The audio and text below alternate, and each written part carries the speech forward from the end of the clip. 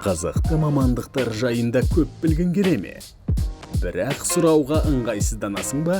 Онда сұрақтарды сен үшін біз қоямыз. Жақсылап жайғас.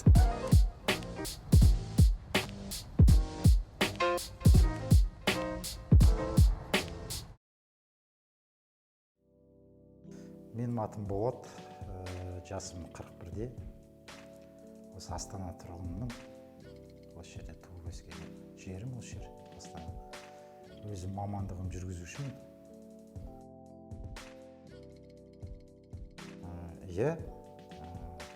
Осы жерде туып өскеннен кейін білем, қаланы жақсы білем.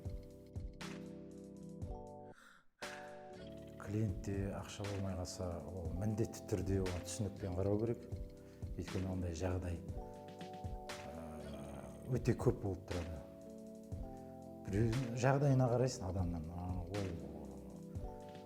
Және де дін жолында жүргеннен кейін біз міндетті түрде апарып тастауымыз керек.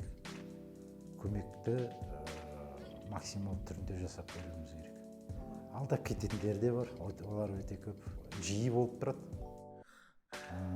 Енді оны тіміскілеп, оның артынан шығып, жүргім келмейді. Осындай пәтерде, осындай подъезде, осындай этажда тұрам дейді. Аға, қазір кіріп шығам.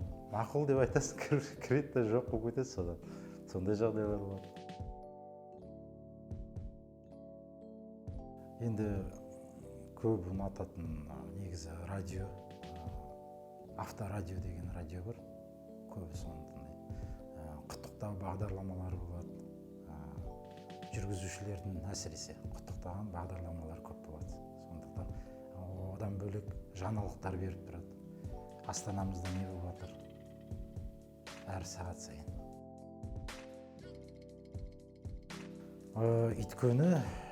Өйткені таксисттар жаңалықпен 100% деп айтпасам да 90% жаңалықпен владеют бар. Өйткені күніне әртүрлі адаммен кездеседі, әртүрлі адам болады.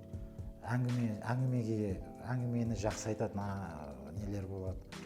Содан бір жерін сұрақ болады. Өзі мәлімет, жаңа айтып отырғандай, радиодан да тыңдайды. Әр сағат сайын жаңалық беріп отырады. Одан бөлек күні бойы жүреді ғой. Күні бойы жүреді. Неше түрлі адам отырып, неше түрлі адам шығады, мысалы. Болған, апарған.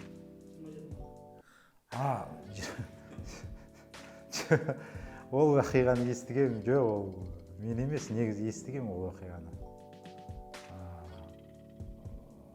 Назарбаев әуежайынан қалаға деген, естігем. Жоқ, танымайды екен. Тапсырыстар болмай жатса, қазір индрайвер деген қосымша приложение бар. Сонымен ғой, қазір екінің бірі бәрі сол индрайвермен. Удобно, адамға ыңғайлы. Сонымен жүреді. Жоқ, неге? Ол 20 мың ұсынады. Ол енді көбінесе жаңағы сдачасын бере алмайды деп ойлайтындар болады. Мүмкін қазір қысылып сдачасы бере алмайды, сосын былайда түсіп кетем деген ойлар да болады. Өйткені енді таксист қызметкерлерінде өте әжептәуір ақша жүреді. 20 мыңды ажыратып береді.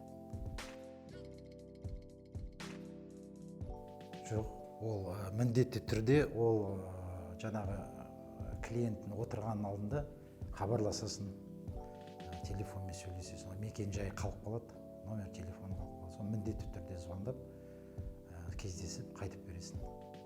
Әсіресе қалатындар ұялы телефондар. Одан бөлек киімдер қалдып кетеді. Қолғап дейміз, шәпкесі дейміз. Енді естіп атасың, таба алмадық, сөйтіп кетіп қалды деп естіп атасың, бірақ өзіміз енді ондайға бара алмаймыз.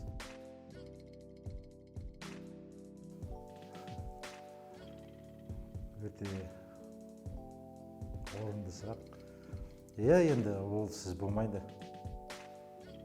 асығып бара жатасың бір жерге, міндетті түрде бұзасың ғой енді ережені. Сергекке мен өзім көп төлемеппін. Мен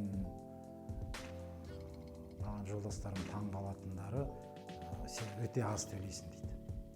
Мен 3 айда бір рет төлеймін. 70-80 мыңға дейін төлеп жататын жолдастар бар.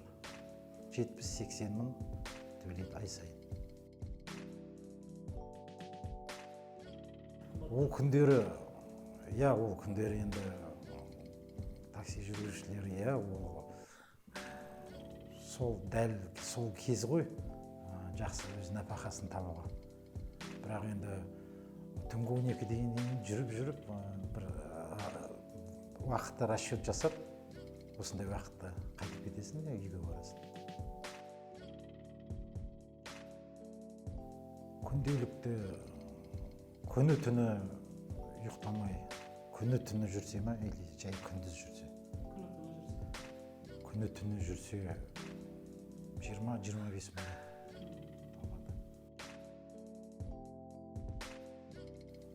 Мен жұмысымда былай ұнайды өзіме. Жұмысымда ұнамайтын тек андай нелер болады. Арақ ішіп, ішімдік ішіп, отырып, мазаны алатын кісілерден қашады.